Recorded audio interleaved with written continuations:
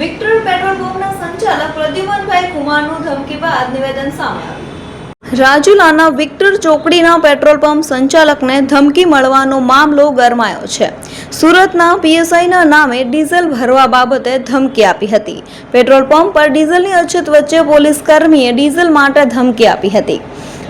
Victor petrol પંપના સંચાલક પ્રદ્યુમનભાઈ કુમારને ધમકી મળતા ડુંગર પોલીસમાં અરજી અપાઈ હતી।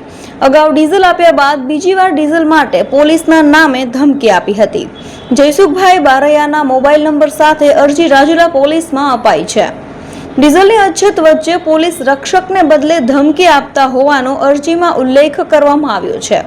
ગઈકાલે ધમકી બાદ પીએસઆઈના માણસો પેટ્રોલ પંપ પર આવ્યા હતા। સચિન પોલીસના પીએસઆઈ જયસુખ બારૈયાના 2 માણસો પંપ પર આવ્યા તેના વિડીયો સામે આવ્યા છે। 2 યુવકો પેટ્રોલ પંપે આવીને વિડીયો કરતા હોવાનું પેટ્રોલ પંપ સંચાલકે નિવેદન આપ્યું હતું। વિક્ટર પેટ્રોલ પંપના સંચાલક પ્રદ્યુમનભાઈ કુમારનું ધમકી બાદ નિવેદન સામે આવ્યું છે। સુરત સચિન પોલીસ સ્ટેશનના પીએસઆઈ જયસુખ બારૈયા નામના વ્યક્તિએ ધમકી આપી હોવાની અરજી અપાઈ છે। ડીઝલની અછત વચ્ચે પોલીસ દ્વારા ધમકીની ભાષા સામે અનેક સવાલો ઉઠ્યા છે। ગઈકાલે 22 તારીખે રાત્રે 10:30 આજુબાજુ જયસુખભાઈ બારૈયા કરીને એમના માણસ પેટ્રોલ પંપ પર આવેલું એને બેરલમાં ડીઝલ આપવા માટે પંપના કર્મચારીને કીધું। પંપના કર્મચારીએ મનાઈ કરી કે બેરલમાં ડીઝલ આપવા માટે પૂરતો સ્ટોક અત્યારે નથી, તમે વાહન લઈને આવો, વાહનમાં ભરી દઈએ છીએ।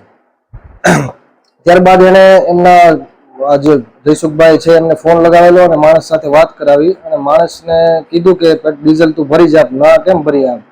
એટલે એમણે કીધું કે વાહન તમે મોકલો, વાહનમાં ભરી આપશું। તો એને ધમકી આપી કે તારા સેટ શું ગુજરાતના પીએમ છે, નો કેમ ભરી આપે, તમારો પંપ બગડી બંધ કરાવીશ એમ।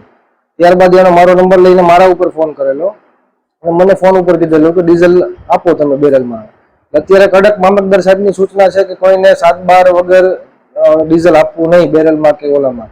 વાહનોની ટાંકીમાં આપણે આપીએ છીએ, એની આગળ 7-12 હતા નહીં, કોઈ વસ્તુ હતી નહીં। અને અગાઉ પણ એનો ફોન આવેલો હતો ત્યારે કીધું કે હું પીએસઆઈ સચિન સુરતમાં છું અને ડીઝલ જોઈએ છે। એટલે અમને એમ હતું કે કદાચ પોલીસ સ્ટેશનમાં કંઈક જરૂર હશે એટલે અગાઉ 100-125 લીટર જેવું આપણે આપેલું હતું।